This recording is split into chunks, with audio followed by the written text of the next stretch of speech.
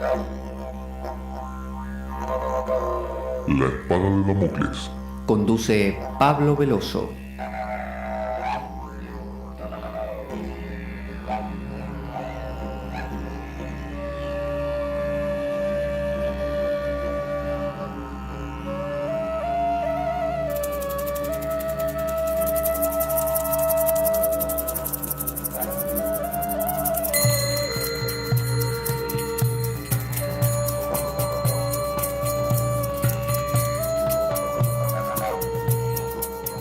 Tal como lo cortés no quita lo valiente, así lo hilarante no quita lo profundo.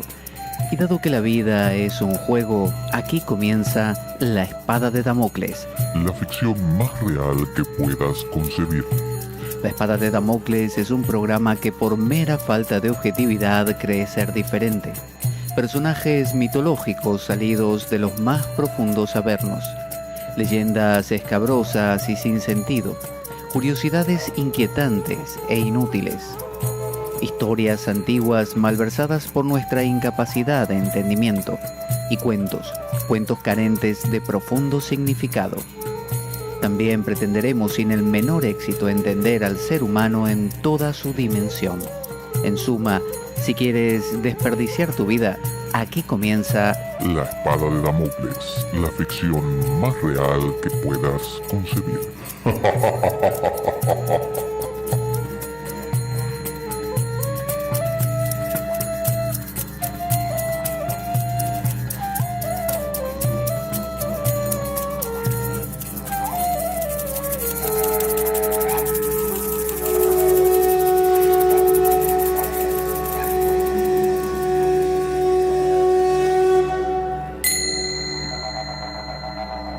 La espada de Damocles. Conduce Pablo Veloso.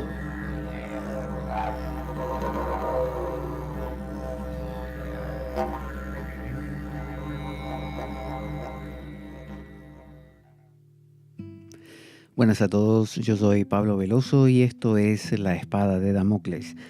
Estamos haciendo un recorrido por las ideas de la filosofía estoica, que lejos de ser una filosofía colgada de las nubes, volada y medio New Ager, es una filosofía muy concreta. Es una filosofía que existió desde más o menos del 300 a.C. hasta que los cristianos fueron disolviendo las distintas escuelas de pensamiento griego. Sin embargo, el estoicismo proliferó dentro del mundo romano y se metió en los tuétanos del cristianismo. Hemos hablado que el estoicismo es una postura ante la vida que la vemos también repetida, por ejemplo, en el budismo, hemos hablado en la última ocasión, y también en muchos de los posicionamientos cristianos mismos. Así que con esto quiero decir que el estoicismo nos propone una manera de vivir que evita el sufrimiento, al mismo estilo que el budismo. Y usted dirá, sí, pero el budismo tiene prácticas, ¿viste? La meditación, que te miras la punta de la nariz y todo. El estoicismo, que es una filosofía. La filosofía son palabras, ¿viste? No. En eso, Silvando Silva, tengo que contradecirlo. La filosofía estoica es para los estoicos básicamente ethos, ¿no? Práctica, aplicación práctica. Entonces, hemos hablado en la vez anterior que bajo la perspectiva estoica hay un logos espermáticos, hay una esencia que lo genera todo y que tiene como si fuera el código de la vida, ¿no? Que tiene que nos puede contar la historia de cómo son las cosas verdaderamente, una especie de cosa así. Y que la forma de captar, de poder afinar el oído para escuchar este logos es la razón. Pero no la razón al estilo de, por ejemplo, la razón en contra del sentimiento o la razón como la ciencia de hoy en día, la lógica. No, va más allá de eso. Ellos proponen una prosoqué o nunca sé dónde van los acentos en el griego, pero póngale prosoqué o prosoque, yo creo que es prosoqué, que es una vigilancia, ¿no? Como los antiguos cristianos se hacían llamar los padres népticos, ¿no? La nepsis era justamente el estar atento. Es la famosa advertencia amorosa de San Juan de la Cruz, por ejemplo. Es la actitud de Sakshi, de testigo del Vedanta Advaita. Es la actitud del Zen, de estar alerta, ¿no? Esa mente de principiante que se dice en el Zen. Bueno, todo esto es lo mismo que el prosoqué de los estoicos. Y esto es lo que vamos a ir recorriendo, y es importante, creo yo, porque este método es un método muy ligado a nuestra cultura. Así que los estoicos consideraban que se podía participar de esa esencia, ¿no? de ese equilibrio de la naturaleza. Es como cuando los taoístas hablan del Tao y dicen que se puede fluir con el Tao, o los hindúes hablan del Dharma y se puede fluir con el Dharma a través de afinarse con el propio Swadharma, con mi propia inclinación natural, ¿no? La que me toca a mí como miembro de una gran orquesta que está compuesta por todos los seres vivos, ¿no? Entonces, esa participación que también la heredaban de los platónicos, luego la tuvieron los neoplatónicos con Plotino también, esta idea de participo, me conecto con, ¿no? Como el cristianismo diría, escucho la voluntad de Dios. Bueno, la voluntad de Dios es el logos, ese es el logos espermáticos. Entonces decían los estoicos, ya para retomar de donde lo dejamos, Dios está dentro de nosotros, y la actitud, digo yo, ¿no?, de Sakshi, de testigo, es la forma de verlo. Es la forma que tenemos de escuchar o de ver a ese Dios. ¿Por qué? Porque para los estoicos y para los budistas, y no vamos a repetir, pero básicamente para todos, el pensamiento discursivo, es decir, es esa especie de habladuría mental, esa especie de cosa que se repite en la cabeza sin parar, de esto hice ayer y no, pero no, yo debería haberle dicho a fulano que tal cosa, pero al final yo quiero que, no, mejor, no, yo ya sé lo que le voy a decir que tal cosa, porque cuando me diga que eso es lo que impide ver la realidad, el aletheia, la verdad, tal como es. Son los pensamientos los que impiden, que me mantienen fijos al alma, a la psique, y me mantienen fijo al soma, al cuerpo, demasiado atento a eso. La idea es voltear la mirada hacia el hegemonicón, el espíritu, y conectarme con ello, ¿no?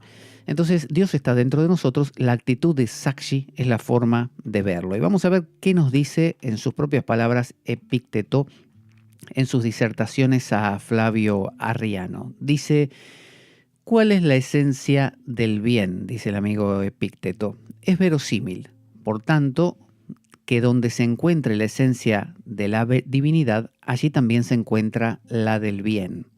Nos habla de que la divinidad, el hegemonicón, el inconsciente o lo inconsciente, aquella cosa que buscamos, aquella profundidad, se encuentra como un equivalente con el bien, pero no el bien en contra del mal, no es el bien moral.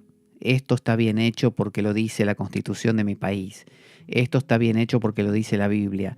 No, el bien como una idea de lo más trascendente, de lo más puro, de lo más puro, de lo más puro, de lo más puro. Eso es lo que el estoico entiende por la divinidad. Es decir, como decía Shankara, Brahman, lo absoluto, lo infinito, es aquello desde lo cual las palabras retornan sin haberlo podido tocar. Eso es el bien. Los platónicos hablaban del bien, del uno, sinónimo de esto, de la divinidad. Entonces dice, ¿cuál es la esencia de la divinidad?, pregunta el amigo Epicteto. La carne, dice él, el cuerpo, el soma, de ninguna manera, dice. Un campo, de ninguna manera. La fama, de ninguna manera. La mente, la ciencia, el pensamiento correcto. Así que sencillamente busca ahí la esencia del bien. La mente, la ciencia y el pensamiento correcto. Yo lo dije con una entonación equivocada. Es la mente, la ciencia y el pensamiento correcto. Porque, ¿verdad que no la buscas en una planta? No, no la buscas en una planta. ¿Verdad que tampoco en un ser irracional? Tampoco. Entonces, si has de buscarla en el ser racional, ¿por qué sigues buscando todavía en otra parte más que en la diferencia con los seres irracionales? Las plantas ni siquiera son capaces de servirse de las representaciones. Por eso dices que el bien no está en ellas. Entonces, ¿el bien requiere el uso de las representaciones? ¿Solo eso? Pues sí, solo es eso. Di que el bien y la felicidad y la desdicha están también en los demás seres vivos, pero en realidad no lo dices y haces bien. Pues sí, en efecto, la mayor parte de las veces disponen del uso de las representaciones. No disponen, sin embargo, de la comprensión del uso de las representaciones. ¿Se da cuenta lo que está diciendo?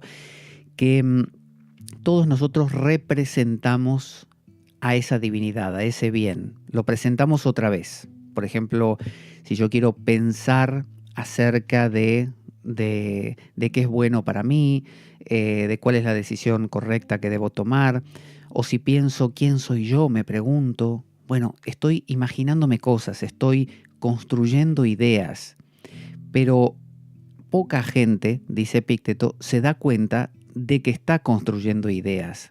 Es decir, dice, la mayoría de las veces disponen del uso de las representaciones, no disponen, sin embargo, de la comprensión. O sea, un perro siente, un perro se enfada, un perro se pone contento, pero no se da cuenta, me estoy poniendo contento, o no se da cuenta, me estoy enfadando y me enfadé por tal cosa, simplemente se enfada.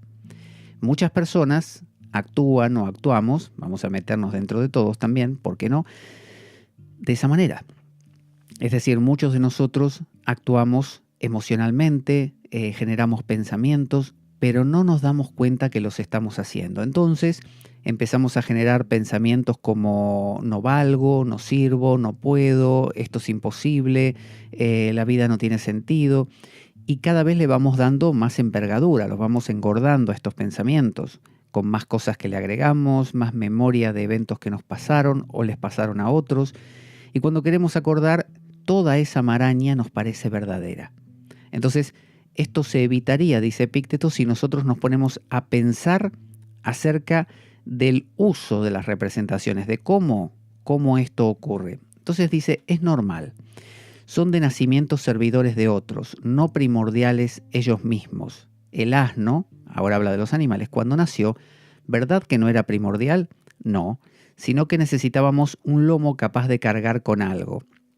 Es decir, él te está diciendo que el asno fue creado para servir al ser humano, ¿no? Pero por Zeus también necesitábamos que anduviera, por eso recibió también el servirse de las representaciones, porque de otro modo no podría andar. Es decir, sin pensamientos, sin motivaciones, el asno desea comer, desea reproducirse, desea, no sé, conseguir esta hierba, este pasto para comer, y por lo demás ahí se acaba. Muchas personas, usted sabe, funcionan así. Solamente desean esto, desean aquello, desean dinero, desean el coche, desean los zapatos, desean la cartera, desean el peinado, desean irse de viaje, pero jamás se preguntan, ¿y yo por qué deseo esto? ¿Cómo funciona este proceso del desear? ¿Por qué estoy deseando? ¿A qué me lleva este deseo? ¿Podría yo vivir sin desear o es inevitable? Ese tipo de preguntas se las hacen las personas que se preguntan acerca del preguntarse, es decir, que van un pasito más atrás, se acercan al hegemonicón y desde el hegemonicón miran lo más neutralmente posible a la psique, al alma, a la mente.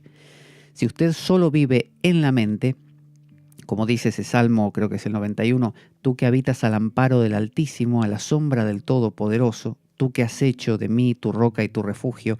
Es decir, si uno se posiciona en ese Brahman, en ese espíritu, en ese Tao, en ese suñatá budista, en ese vacío, en ese hegemonicón estoico, mira a la mente desde lejos y tiene una perspectiva distinta. Si usted se sube a una montaña, ve claramente todo el valle. Pero si usted está en el medio del valle, quizá un árbol no le deje ver el bosque. Entonces dice, pues si de algún modo hubiera recibido además esa mula, ese asno, la comprensión del uso de las representaciones, sería evidente también que de acuerdo con la razón ya no nos estaría subordinado ni nos ofrecería estas utilidades, sino que sería igual y semejante a nosotros. Los estoicos valoraban mucho a las personas, al ser humano, porque decían es el único que razona. Y la razón, esta capacidad de pensar acerca de lo que siento, pensar acerca de lo que pienso, ¿no? Reflexionar, era para ellos la clave, era lo valioso, esa toma de distancia, que muchos de nuestros problemas vienen de meternos demasiado en las cosas hasta que se vuelven una realidad de la cual no podemos salir. Entonces, lograr salir y mirar la cosa desde fuera, pero no un mirar, la prosoqué no es un mirar pensando, no es una especie de, ahora veo claramente, lo que estaba pensando antes estaba mal, ahora lo que debo hacer, no. Es la advertencia amorosa de San Juan de la Cruz, es la actitud de Sakshi, de testigo hindú, es un observar sin intervenir, sin forzar, sin buscar, solamente es un posicionarse en el silencio. Entonces, desde ahí se ve claramente. El ser humano, dicen los estoicos, tiene esa capacidad. Muchos seres humanos no la conocen, no la usan y se comportan como asnos, como cualquier animal que solamente es sapiens, o sea, solamente piensa, pero no sapiens sapiens, no piensa que piensa. Por tanto, no quieres buscar, dice, la esencia del bien, ya que no está ninguno de los otros seres allí donde estás dispuesto a afirmar que está el bien. Entonces, ¿qué dice? ¿No son también ellos obra de la divinidad? Lo son, pero no son primordiales ni partes de la divinidad. Mientras que tú eres primordial, tú eres una chispa divina, tienes en ti mismo una parte de ella. Está diciendo esto, que la abeja, la mosca, la planta son maravillosos, son expresiones de esa totalidad, pero carecen de ese elemento que el ser humano sí tiene, que es la capacidad de tomar esa pequeñita distancia. Entonces, ¿por qué no reconoces tu parentesco? Es decir, ¿por qué no te das cuenta que no sos una planta? ¿Por qué seguís insistiendo en querer ser solo Sige y Soma, mente y cuerpo? ¿Por qué no ves que podés tener esa otra dimensión de silencio, si sos humano? ¿Por qué no sabes de dónde procedes?, pregunta Epícteto. ¿No quieres recordar cuando comes quién eres al comer y a quién alimentas? Es decir, no solo como, sino que sé que como, ¿no? Observo que como, descubro cómo como. Eso es humano. En cambio, comer no es humano. Comer lo hace cualquier animal, planta, cualquier ser vivo puede comer, pero no darse cuenta que come. Al tener trato amoroso, ¿quién eres al hacerlo? Es decir, estás teniendo sexo, haciendo el amor. ¿Quién eres? ¿Por qué lo haces? ¿Qué sientes? ¿Qué pasa cuando lo haces? Cuando estás en compañía, cuando te entrenas, haciendo ejercicio, cuando charlas, ¿no sabes que alimentas a la divinidad, que entrenas a la divinidad? Esto también lo dice los evangelios cristianos, que dicen, justamente es la misma filosofía, que dicen, ¿no sabes acaso que el cuerpo es como decir, el reservorio del espíritu, ¿no? Ahí habita el espíritu. Por lo tanto, mira lo que haces con tu cuerpo, que estás mancillando a tu espíritu. Traducido quiere decir, fíjate qué tipo de vida llevas. Si llevas una vida donde solo haces el amor, comes, entrenas, trabajas, duermes, te bañas y nada más, estás viviendo en tu alma y en tu cuerpo, pero no en tu espíritu. En cambio, si te planteas, ¿quién come? ¿Quién duerme? ¿Por qué como? ¿Por qué lo hago de esta manera? ¿Hasta cuándo va a ser esto así? ¿Qué se esperará de mí? Es decir, todo una especie de salirme un poquito más y mirarlo de fuera, eso me va a llevar a morar al amparo del Altísimo, morar en el Espíritu y respetar entonces la chispa divina. Llevas a la divinidad contigo de un lado a otro, dice Epícteto. Desdichado, critica, ¿no? Nos dice así, y no lo sabes. ¿Te parece que hablo de algo que por fuera es de plata o de oro? Lo llevas en ti mismo y no te das cuenta de que estás salpicándolo con pensamientos impuros, con acciones sucias. Es decir, estás diciendo, te estás perdiendo una oportunidad infinita. Podés tener, como dice Shankara, hasta malaka, El fruto de la malaca lo tenés en tu mano, lo tenés ahí, no tenés que ir a buscarlo en ninguna parte. Los alquimistas decían, la piedra filosofal se encuentra en todos lados. Eres tú la piedra filosofal. O sea, empieza la obra, empieza el trabajo. No sigas viviendo una vida de animal. Comer, dormir, reproducirse y defenderse. Y en el medio de todo, divertirse, ¿no? Eso es una vida de animal, eso hacen los animales. Los animales juegan, los animales retosan, los animales se pelean, se enfadan, se alegran, todo lo mismo que nosotros. ¿En qué se diferencia el ser humano de un animal? En que el ser humano tiene la capacidad reflexiva, tiene la capacidad de no solo jugar, sino de preguntarse, ¿por qué juego? ¿Qué me trae este juego? Esta actividad que me está haciendo sufrir, ¿podría cambiarse? Esa capacidad reflexiva, que es como un bucle, no lo tiene el animal. El animal, si sufre con algo, va a intentar evitarlo, pero no va a saber por qué. No va a entender por qué lo lleva a eso, qué lo motiva. El ser humano se pregunta, fumo, ¿por qué fumo? Quiero dejar de fumar, ¿por qué no puedo dejar de fumar? ¿Qué es lo que me pasa? ¿Por qué tengo ansiedad? Eso es un ser humano. Pero hay gente que no se lo pregunta, o se lo pregunta al mínimo, ¿por qué no puedo dejar de fumar? Y se enfada más, ¿no? Y con lo cual quizá perpetúa el círculo. Dice, ¿no te da vergüenza, dice Epícteto, pensar y hacer esas cosas ignorante de tu propia naturaleza, maldito de la divinidad? Es duro Epícteto, pero claro, él tiene que mostrar de una manera fuerte, que golpee un poco, choqueante, por dónde andamos. La filosofía para los estoicos es una terapia. Y terapia quiere decir que cumple una función. O sea, los estoicos no soportaban a aquellos que hacían filosofía tipo, vamos a reunirnos una tarde que no tenemos nada que hacer y a charlar infinitamente, como se dice, acerca de bueyes perdidos, ¿no? Acerca de cualquier cosa que entretenga. Los estoicos consideraban que todo tenía que tener un fin práctico. O sea, si haces filosofía te tiene que servir.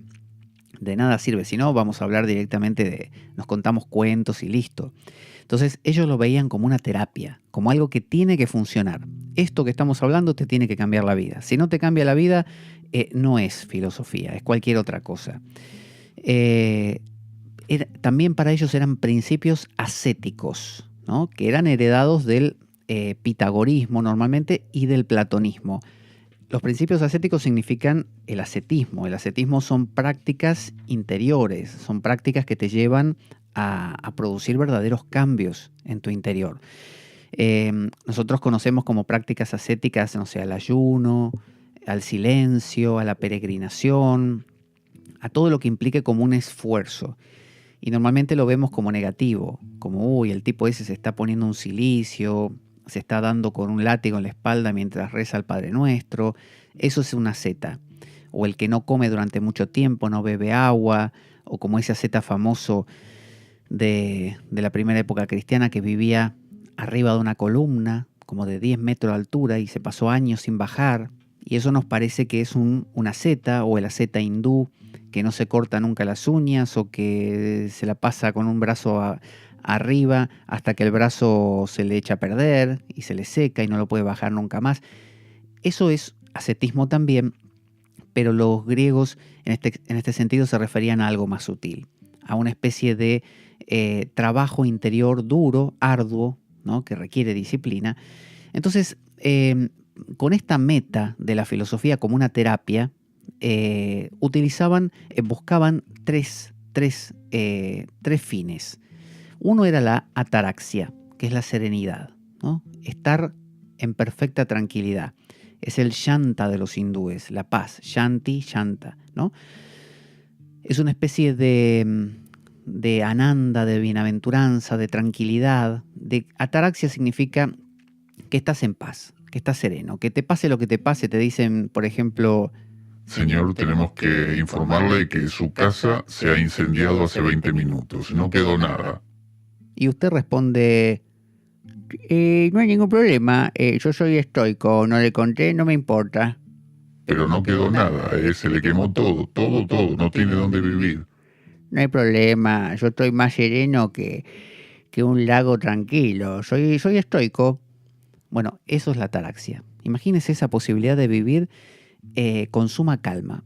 Que pase lo que pase, usted lo traduce, porque por eso utiliza la razón, lo traduce para no engancharse con el alma, no engancharse con el cuerpo, aunque sigan pasando cosas en su cuerpo, fíjese cómo se le quema su casa, y sigan pasando cosas en su alma. Usted se puede inquietar, pero enseguida usted se refugia en el hegemonicón, en el espíritu, y lo ve desde ahí. Entonces relativiza.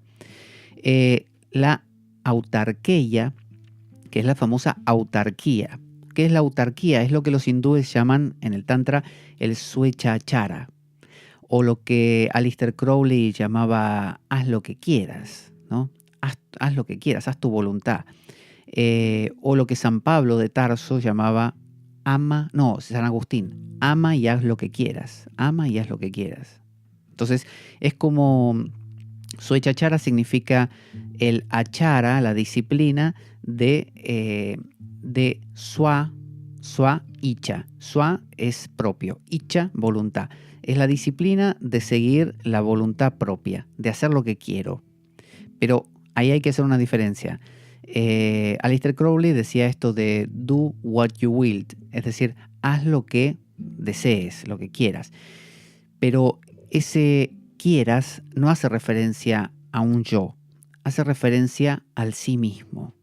El verdadero mago, para Aleister Crowley, por ejemplo, de la magia del caos, el verdadero mago no es el que, porque se define a veces la magia como provocar cambios en la naturaleza a través de ciertas actividades rituales que uno haga, ¿no?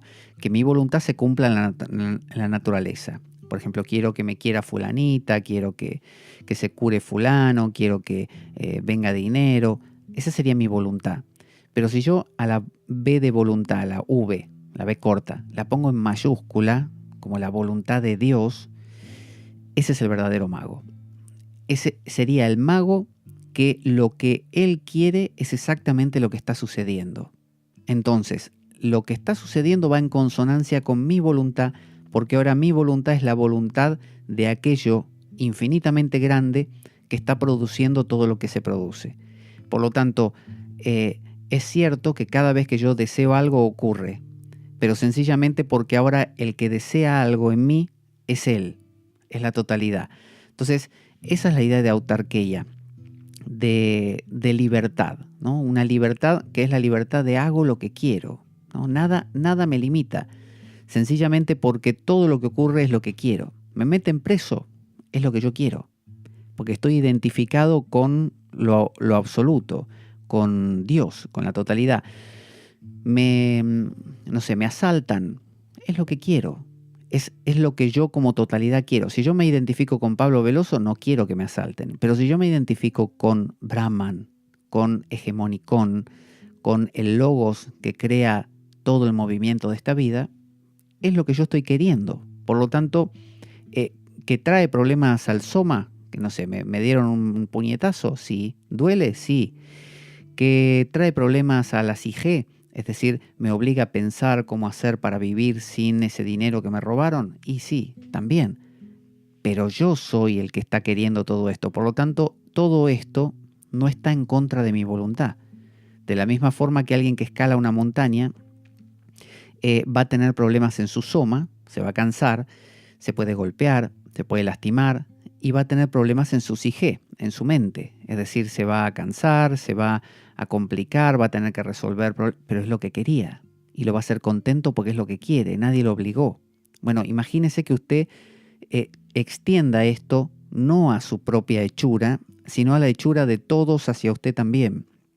Entonces, aunque suene como una locura, el estoico vive, y el budista y cualquiera, el cristiano entregado a Dios, lo que están haciendo es decir, todo lo que ocurra es lo que yo quiero. Por lo tanto, no hay nada de lo que ocurra que pueda ir en contra de lo que yo quiero. Por lo tanto, eso de la vida es sufrimiento porque deseo, ¿no? Deseo que las cosas sean como yo quiero. Si ahora ese deseo es un deseo con D mayúscula, todo lo que ocurra va a ir en consonancia con mi deseo. Por lo tanto, el primer paso, la vida es sufrimiento, desaparece. Entonces, la forma de eliminar el deseo, que es la causa del sufrimiento, es el óctuple sendero, es decir, la toma de conciencia de que yo soy el que provoca todo lo que existe, ¿no? Ese ser hegemonicón, lo inconsciente colectivo, lo que uno quiera, eso es yo. El tercer punto es apateia, imperturbabilidad, samarrasa le dicen los hindúes. Rasa, sentimiento, modalidad, y sama quiere decir igual, equilibrado. Entonces estoy con un estado de ánimo ecuánime, se diría, imperturbable. O sea que mi estado de ánimo no se ve afectado porque normalmente la psique, el alma, la mente, se va a ver afectada en tanto yo crea que solo existe el mundo de la psique y del soma. Pero si yo me refugio, vivo, desde el hegemonicón, cualquier cosa que pasa en la psique la relativizo y me parece una tontería enseguida. Que alguien me insultó, me río. Que alguien, como digo, me robó, me lastimó, empiezo a desmenuzarlo, como ya veremos que se hace, y todo se relativiza. Por lo tanto, la psique empieza a estar en mayor calma, la mente. Así que son 3 metas. Llegar a la serenidad total, ¿no? Estar tranquilo siempre, libre, o sea, nada me ata, nada me complica, nada me fastidia, nada es un problema, e imperturbable, ¿no? Entonces, dice Epicteto en sus disertaciones a Flavio Josefo, dice, Flavio Josefo no, Flavio Arriano, Josefo era el de la historia de los judíos. Dice, uno que posea esta paz, fíjese, la paz de la que estamos hablando, una que no te la conmueve nada, fíjese si no estamos hablando de algo importante, promulgada no por el César, dice entre paréntesis, ¿cómo en efecto iba a poder él promulgarla? Es decir, no es la pax romana, una paz impuesta. A partir de ahora, decía el César, a partir de este momento en todo el territorio romano se establece la pax romana. Nadie tiene que pelearse con nadie y todos estar contentos, porque si no, los matamos. Eso no podría suceder, no sucede de esa manera. De la misma forma que usted no puede autoimponerse una paz. Tiene que ser una paz que nazca de otro lado. Vamos a escuchar un audio pequeño que nos cuenta cómo colaborar con nuestro programa. Ahí vamos. Nuestro programa carece de sustento económico externo. Si quieres colaborar y apoyarnos, puedes hacer de cuenta que me invitas un café y dejar una donación equivalente a ello o lo que tú desees a través del enlace de PayPal que aparece en nuestro canal en iBooks. Si tienes alguna duda al respecto, puedes enviarme un correo a infoespadaweb@gmail.com para informarte y desde ya muchas gracias por ello. Así vemos entonces que esta paz no te la puede dar nadie, no te la puede promulgar ningún César, no te la puede dar ningún gurú, no te la puede aportar ningún libro que leas. Es algo que proviene de otro lado. ¿De qué lado proviene esto? Dice, uno que posea esta paz promulgada no por el César, él aclara, sino promulgada por la divinidad, por medio de la razón. Es decir, cuando usted razona, reflexiona, se plantea cosas, ¿no? Y más todavía, más que andar pensando en por qué hice y qué, llega un punto que usted simplemente entra en silencio, lo que llamamos la contemplación. Usted se sitúa y no una contemplación de solo estar sentado. El estoico no le gustaba esta idea de que nos tenemos que ir a la montaña. No tenían esta idea monacal. Tenían esta idea de inserción y que las 24 horas podían ser así. Que usted podía tener un despegue de la psique y del soma hacia el hegemónico y desde ahí mirar todo, pero en el mercado, en lo cotidiano. Entonces dice, ¿no le bastará cuando esté solo con observar y meditar? Ahora, dice, como si hablara el estoico, ahora ningún mal puede sucederme.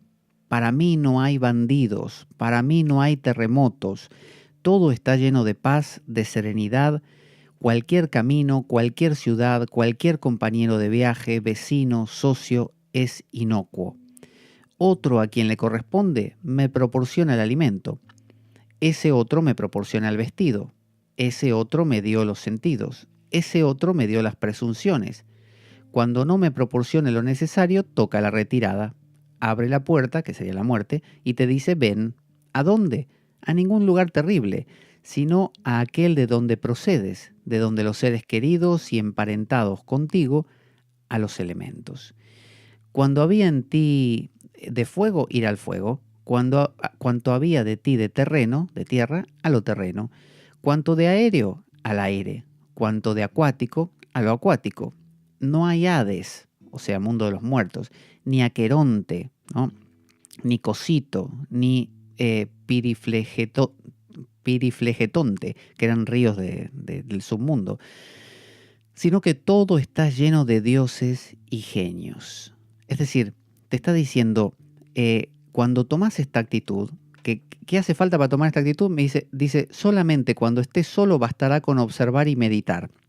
Al principio es cuando esté solo. Cuando usted esté en tranquilidad, se sume en estas reflexiones, se toma un momento, ya sea la meditación o ya sea mientras pasea, para pensar estas cosas, así como las planteamos, que ya veremos el método más estricto, pero así en general es como mirar las cosas desde lejos. Entonces, cuando eso pasa, fíjese, ningún mal puede sucederme, uno descubre, no hay bandidos, no hay terremotos, todo está lleno de paz, de serenidad.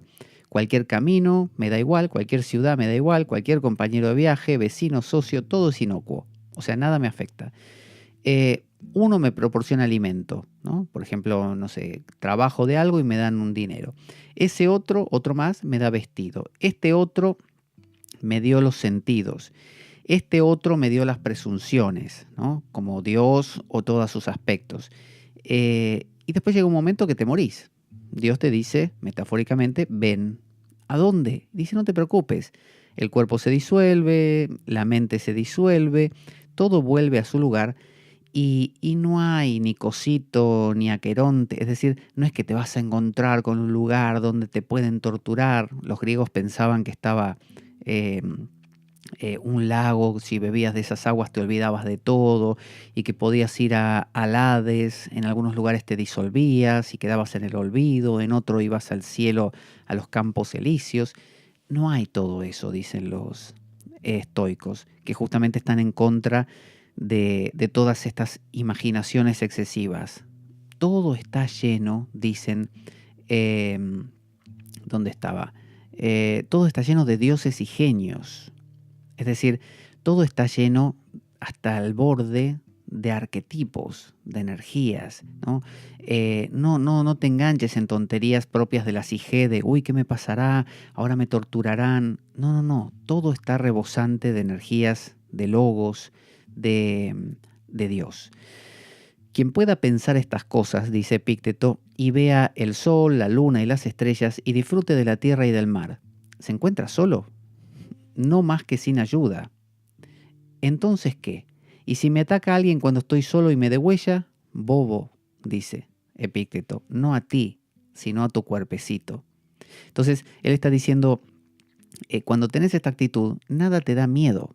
¿A qué le vas a tener miedo? ¿Estás solo y viene un loco y te degüella? Degüella tu cuerpo.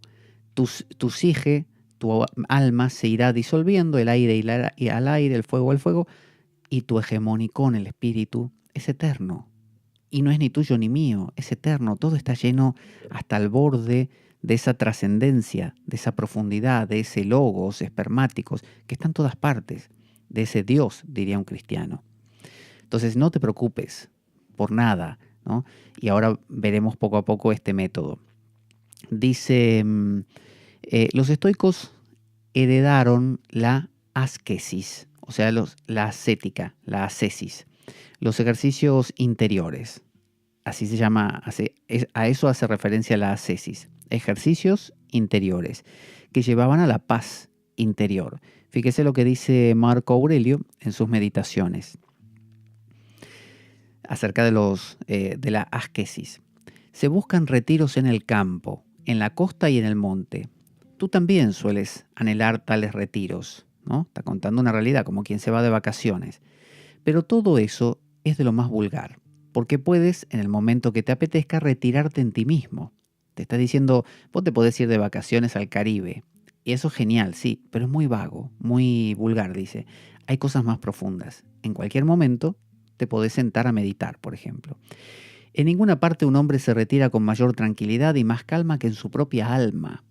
Sobre todo aquel que posee en su interior tales bienes que si se inclina hacia ellos de inmediato consigue una tranquilidad total. Es decir, Hay personas que ya han cultivado un poquito de esto, han meditado un poco, han hecho silencio. Por lo tanto, esas personas, dice, les es más fácil y más productivo retirarse enseguida y estar en ese estado de calma. Y denomino tranquilidad, dice el amigo Marco Aurelio, recuerde que es el emperador que aparece en la película del gladiador, el anciano que muere, y denomino tranquilidad única y exclusivamente al buen orden. Concédete, pues, sin pausa, este retiro y recupérate. ¿De qué? Recuperarse de la locura de la psique, de la mente, del alma, que da vueltas por todas partes, que habla sin parar, que nos complica la vida, de ese cuerpo que te trae dolores, cansancio, de ese soma. Retírate al hegemonicón, al espíritu. Dice, sean breves y elementales los principios que tan pronto los hayas localizado, te bastarán para recluirte en toda tu alma, en este caso usa alma como sinónimo de espíritu, y para enviarte de nuevo sin enojo a aquellas cosas de la vida ante las que te retiras. Es decir, fíjese lo que dice. Dice que uno debe irse al espíritu para encontrar esa tranquilidad y que luego va a regresar a las cosas que hace un rato te estaban molestando, porque ahora ya no te van a molestar. Es decir, te va a dar otra perspectiva. Cuando regresás renovado. Porque ¿contra quién te enojas? Pregunta. ¿Contra la ruindad de los hombres? O sea, ¿te molesta que sean ruines? Fulano es un maldito porque me hizo tal cosa, es un tipo ruin. Reconsidera este juicio. Acá ya empieza a perfilar el método que utilizan los estoicos, que es sumamente efectivo, y que toda nuestra psicología, nuestra autoayuda, todos los métodos que utilizamos y que se promueven como métodos útiles provienen de esto. Entonces dice, dice, ¿contra quién te enojas? Supongamos, Juan, me enojo contra Juan, porque es un tipo ruin. Entonces Marco Aurelio nos dice, reconsidera este juicio. Los seres racionales han nacido el uno para el otro. La tolerancia es parte de la justicia. Sus errores son involuntarios. Es decir, ese tipo es malo porque quiere, porque te quiere hacer mal. No, es involuntario. Quizá lo trataron mal de pequeño, quizá le fue mal en la vida, quizá no vio otra cosa, ¿no? Quizá fue expuesto a ciertas situaciones que lo hicieron así. Por lo tanto, ya ves que no es que el tipo tenga algo contra vos. El tipo es así, es involuntariamente así. Quizá hasta quiere cambiar y no puede. Reconsidera también cuántos declarados ya enemigos tuyos, sospechosos u odiosos, atravesados por la lanza, están reducidos, tendidos en el suelo, a ceniza. Es decir, piensa en cuántos de esos que te caen mal ya están muertos, se murieron. Es decir, que de hecho van a desaparecer también. Modérate de una vez. Pero ¿estás molesto por el lote que se te asignó? Es decir, ¿te molesta el dinero que tienes, que es muy poco? ¿Te molesta el trabajo que te toca hacer? Rememora la disyuntiva. O una providencia o átomos.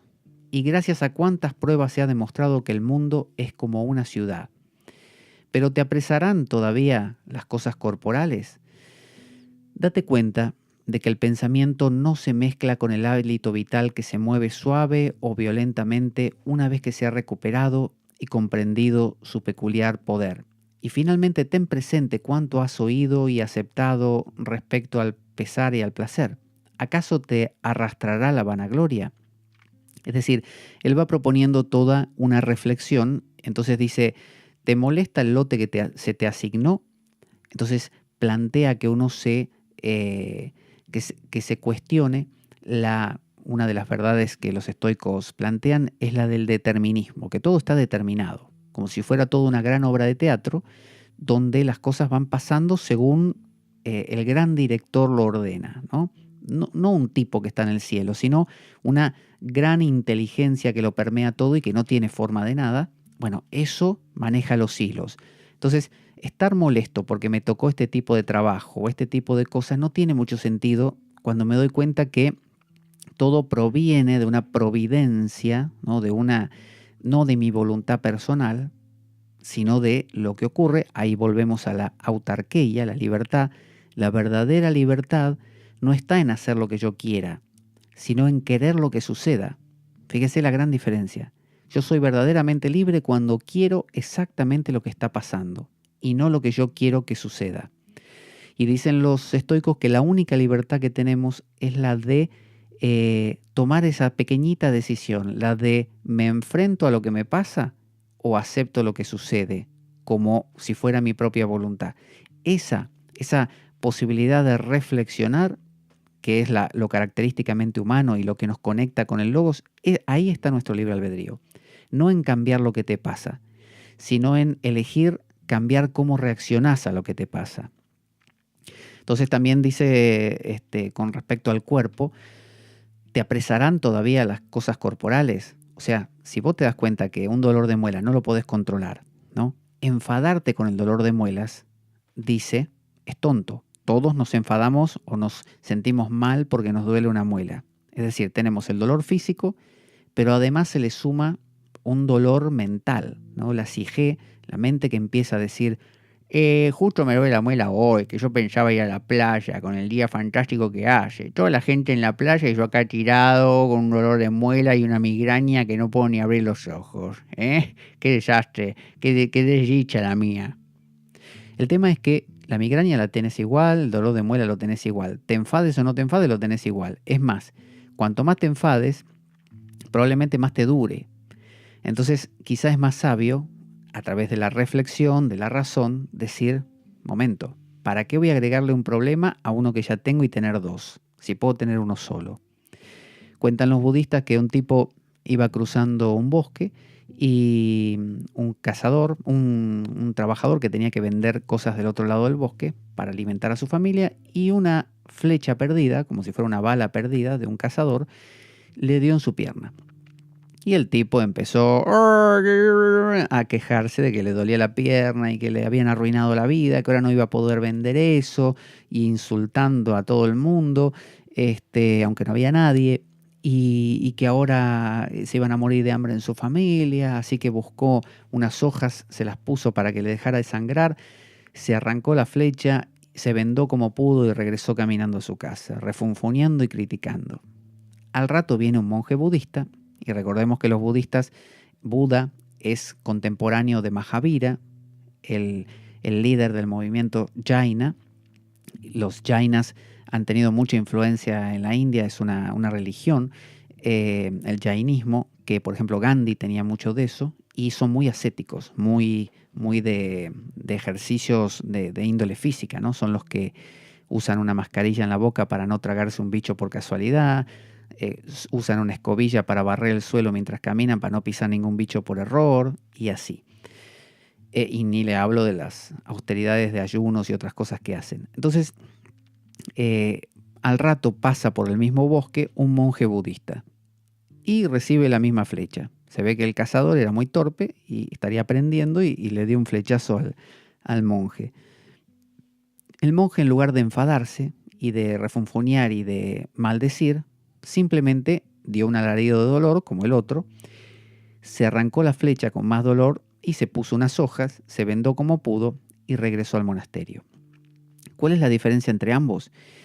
Que el primero, además del dolor del soma, de su cuerpo, y de tener que resolver bastantes problemas a nivel psique, a nivel mente, de tener que regresar a casa, de tener que curarse y no poder hacer otras actividades que tenía que hacer, el primero, además de eso, le agregó el enfadarse, o sea, el decir, mi voluntad era ir al otro lado, mi voluntad era que se hiciera, pero no aceptó, como el segundo, que su voluntad no tenía ningún papel, ningún rol. Dicen los estoicos que si la vida es un determinismo, si ya está todo, digamos, determinado, es decir, la confluencia de situaciones van a producir unos efectos que en el 99% de los casos no va a coincidir con nuestros deseos. Entonces, deja de desear, esa es la base, deja de desear. ¿Para qué vas a desear cosas que sabes que en el 99% de los casos no se producen? Y si se producen, nunca como las pensaste. Entonces ahí es donde vemos una gran diferencia. Eso es lo que propone el estoicismo, eso es lo que propone el budismo, y todas las corrientes y tradiciones religiosas se basan en eso, en no engancharse con esas tonterías porque te suman un problema. Vamos a escuchar un audio de cómo participar de nuestro grupo de Telegram. Ahí va. Puedes sumarte al nuevo grupo de Telegram de la Espada de Damocles.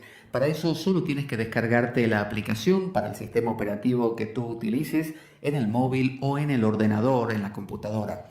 Una vez que te lo descargas, puedes, llenando los datos que te pide, entrar y buscar mi alias, que es Pablo Veloso, y una vez que lo encuentras me dices: hola, ¿qué tal? Soy fulano o fulana de tal y quiero entrar en el grupo de la Espada de Damocles. Inmediatamente te envío un enlace de invitación y ya estás dentro del grupo. Es un grupo donde compartimos material, donde vemos las últimas novedades de la espada y donde nos conocemos entre nosotros los damocleanos. Un grupo muy divertido, muy profundo, muy valioso, realmente Te va a gustar. Fíjese cómo aquí Marco Aurelio, a diferencia de los textos cristianos que mucha gente rechaza por apelar a Dios y decir: pero yo esto no me interesa porque esto de hacerlo por Dios y que Dios te mira, él lo plantea de una manera más terapéutica, más práctica. Entonces fíjese que decía: ¿te molesta fulano porque lo consideras un tipo ruin? Y bueno, fíjate que actúa de hecho casi involuntariamente por educación y no tanto porque sea malo, y además se va a morir. Y se mueren todo el tiempo estas personas, como tú también te mueres, así que no te preocupes, no durará para siempre. ¿Te molesta lo que te toca hacer como trabajo? Date cuenta que no depende de ti. ¿Te apresan todavía las cosas corporales? Date cuenta que el cuerpo, lo que le suceda, también es inevitable y que se puede optar por no agregarle, como dijimos con el cuento de la flecha, un problema más. Luego dice: ¿acaso te arrastrará la vanagloria? ¿Veo cuando uno dice de sí mismo: Yo soy el mejor, no hay otro como yo, ¿viste? Porque yo tengo un trabajo genial, un sueldo espectacular, viajo por el mundo, además yo toco el piano como nadie, ¿viste? Eso es la vanagloria, es decir, una gloria vana. Dirige tu mirada, dice, a la prontitud con que se olvida todo. O sea, acuérdate que hoy tú eres el Dios del mundo, todo el mundo te aplaude y te aclama, que lo vemos siempre en la televisión, gente que tiene una fama de 5 minutos, le dura 3 días y después se olvidan y nunca más. O un músico pega una canción que se convierte en el hit y todo el mundo lo escucha durante 2 meses, no para, y después nunca más sabemos de él. Entonces dice: dirige tu mirada a la prontitud con que se olvida todo y al abismo del tiempo infinito por ambos lados. Es decir, antes que nacieras no existías, o sea, nadie sabía de ti. Después de que te mueras tampoco nadie va a saber de ti. Entonces, a la vaciedad del eco, a la versatilidad e irreflexión de los que dan la impresión de elogiarte, ¿no? A la vaciedad del eco. Fíjate ese eco de: qué grande que es, no hay otro como él es el mejor. Es como un eco que uno se lo cree, ¿no? Sobre todo si está en una posición como, no sé, yo en mi caso detrás de un micrófono, un músico en un escenario, un autor que escribe un libro, un docente, cualquiera en la tele, cualquiera que esté en una posición de transmitir algo a más de uno, digamos. A la versatilidad e irreflexión de los que dan la impresión de elogiarte. O sea, versatilidad, que van cambiando, que hoy te quieren y mañana no. Además, irreflexión, o sea que pueden decirte que sos el mejor como que sos el peor y no saben ni siquiera por qué, no reflexionan. O sea que no te lo tomes ni en serio, te dice. De los que dan la impresión de elogiarte. O sea que ni siquiera a veces te están elogiando verdaderamente. Parece, a veces te lo crees vos, pero en realidad no te están elogiando, están en otra cosa. A la angostura del lugar en que se circunscribe la gloria. O sea, date cuenta que para ser el especial, el mejor, es tan estrecho.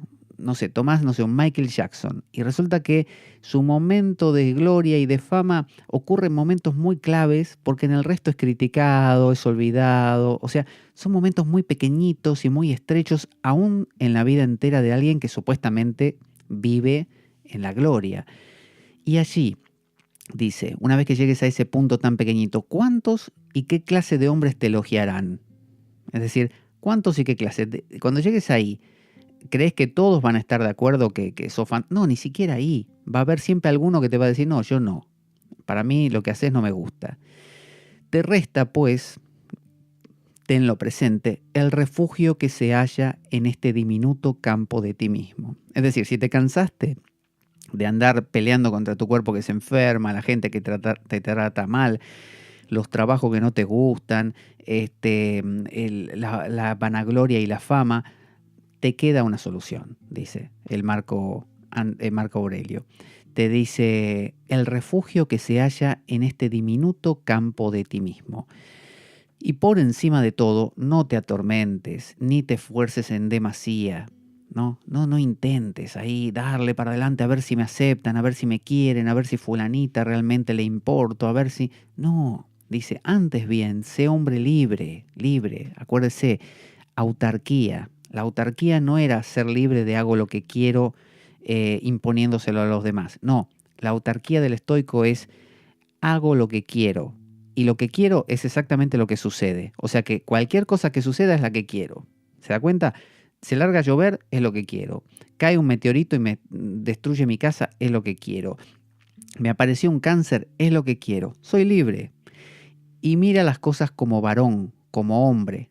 Aquí hay un poco de misoginia, obviamente, o de machismo, porque la cultura era así. Como varón, como hombre, como ciudadano, como ser mortal. Y entre las máximas que tendrás a mano y hacia las que te inclinarás, figuren estas dos. Y ahora nos da dos máximas. Porque los estoicos solían tener algo parecido a lo que hoy llamamos afirmaciones positivas, que se repiten a cada rato durante el día para que podamos tener ese posicionamiento todo el tiempo vigente y activo y no funcione solamente en 3 minutos al día. Dice primera de las máximas, que las cosas no alcanzan al alma, o sea, que realmente no te tocan a tu ser más íntimo, al hegemónico, al espíritu, sino que se encuentran fuera, desprovistas de temblor, y las turbaciones surgen de la única opinión interior. O sea, está diciendo lo del principio, no son las cosas las que tienen el poder de afectarte, es la opinión que tengas de esas cosas la que crea el efecto. Es decir, no sé, te robaron el coche. Que te roben el coche no es el que te causa la angustia o la preocupación. La preocupación es, no quería que me robaran el coche. Ahora, ¿cómo hago para no querer que me roben el coche? Para que me dé igual que me roben el coche. Vamos a verlo en detalle luego, pero más allá de todo es tomar conciencia de que no controlo nada. Si yo estoy convencido de que controlo las cosas y que van a salir a mi modo, me va a fastidiar cuando no salgan. Pero si ya me acostumbro a que todo va a salir como quiera, entonces simplemente me pliego, me sumo a esa actitud, a esa situación y no creo un antagonismo. Y la segunda, dice Marco Aurelio, ya terminamos, que todas esas cosas que estás viendo pronto se transformarán y no existirán. Esto es un poco como ¿cómo se dice? No me acuerdo, el budismo lo plantea como anitya, impermanencia, eso. Anitya, uno de los principios del budismo, es que todo es impermanente, como diciendo, no te preocupes. La ira que tenés hoy se te va a pasar. La alegría que tenés hoy también se te va a pasar. El amor que le sentís también se te va a pasar. El odio que tenés también se te va a pasar. Fulano se va a morir. No sé, la empresa esa por la que estás tan orgulloso y contento va a quebrar en algún momento, se va a fundir, la gente se va a cansar de comprar ahí.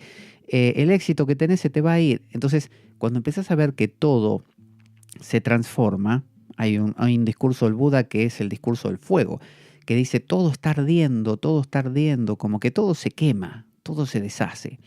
Es decir, nada dura, nada permanece. Es la idea del suñatá. El vacío es la forma y la forma es el vacío, ¿no? Es decir, todo lo que te parece que es real, samsara, en el fondo es nirvana, es disolución. Y todo lo que es disolución también toma forma por un tiempo y luego se disuelve. O sea que es un ciclo eterno. Y piensa también, dice constantemente, de cuántas transformaciones has sido ya por casualidad testigo. Y cita, el mundo, alteración, la vida, la opinión. Es decir, date cuenta cómo cambia tu cuerpo, cómo cambian tus ideas, cómo cambian tus emociones. Lo que creías tan firmemente y defendías a muerte no lo crees más. La locura que tenías por tu equipo de fútbol ahora ya no te importa, ahora te importa, no sé, el trabajo. Más adelante el trabajo no te va a importar porque quizás sos viejo y ya te importa, no sé, ir con los amigos a jugar al dominó. Y así, hay cosas que empiezan a mostrarse como, con su impermanencia, como poco importantes, ¿no? Cuando uno empieza a darse cuenta que uno es adolescente, por ejemplo, y le parece que todo es crucial. Pero cuando uno ya va pasando algunos años y se va dando cuenta que lo que hoy o ayer parecía que iba a ser lo eterno, no, ya dio lugar a otra cosa, ya no es tan importante, ya no vale nada en realidad. Entonces uno empieza a relativizar las cosas y ya no se preocupa. Y se acerca mucho más entonces a la ataraxia, a la serenidad, a la autarquía, a la verdadera libertad y a la apateia, a la imperturbabilidad, a patos, sin pasión. Es decir, ya no te enfermas así de enfadarte o enfervorizarte, ¿no? Por cualquier cosa y como leche hervida. Ya no. Ya todo es, no pasa nada. No es tan importante. Aquello está bien, es igual para lo que iba a durar. Entonces uno dice, bueno, pero qué pesimismo, qué feo. Hay que entender que el estoicismo es una medicina. No quiere decir que uno se toma, 5 kilos de pastillas de ibuprofeno, por ejemplo. No, toma 1, 2, las que haga falta para curar una inflamación, por ejemplo. Y listo. Eso es una medicina. Entonces el estoicismo es una medicina para el exceso de engancharse con tonterías que crean estados anímicos preocupantes y de los cuales no podemos salir y nos hacen matarnos en guerras. Entonces la proposición estoica es vivir más situado en ese silencio interior, ¿no? Vivir más situado en el ser, en el sí mismo, en el Brahman, en el hegemonicón, el nombre que usted le quiera dar, en Dios, ¿no? En el Espíritu Santo, en Cristo, como usted quiera decirle, es lo mismo.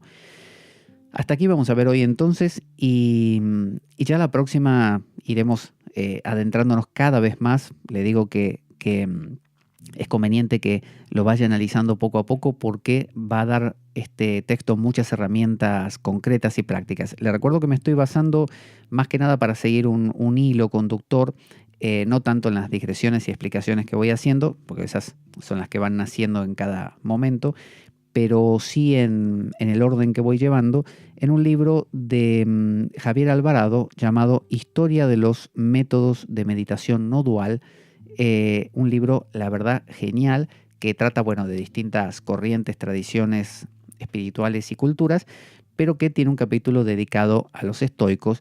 Y para todo el tema de las citas y eso estoy siguiendo el orden que ahí se plantea.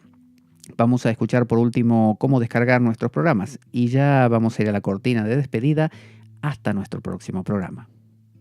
Para descargar nuestros programas grabados puedes hacerlo a través de nuestra web www.espadaweb.blogspot.com. Puedes comunicarte a través de Twitter, @PabloJVeloso, enviarnos un correo a info@espadaweb@gmail.com, donde puedes contarnos opiniones, preguntas, sugerencias. También puedes participar y sumarte a nuestro grupo de Facebook llamado La Espada de Damocles. Puedes compartir nuestro programa libremente por la red y también subirlo a tus propios canales. Pero sobre todo, ¿sabes qué? No te lo puedes perder.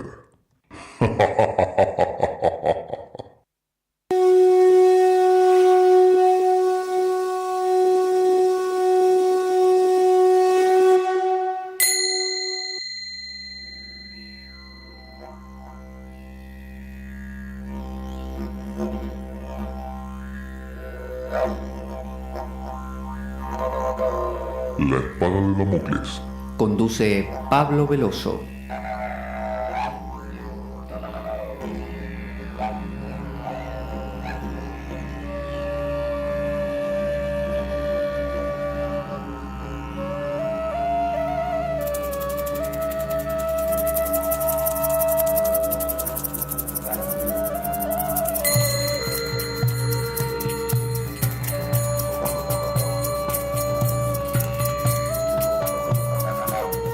Y dado que la vida es un macabro juego concebido por una mente perversa, únete a nosotros en nuestro próximo programa, cuando escuches las siguientes palabras: La espada de Damocles, la ficción más real que puedas concebir. Buena vida para todos, buena semana y... ¡Avanti Damocleanos!